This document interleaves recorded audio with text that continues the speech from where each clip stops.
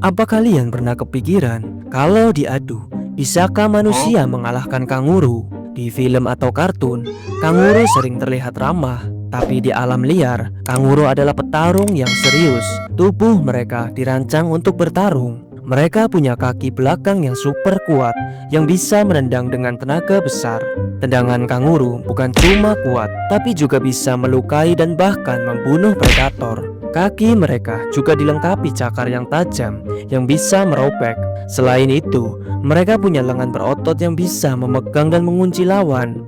Saat bertarung, kanguru akan menyimbangkan diri dengan ekornya, lalu menendang lawannya dengan dua kaki sekaligus. Jadi, bisakah manusia mengalahkan kanguru?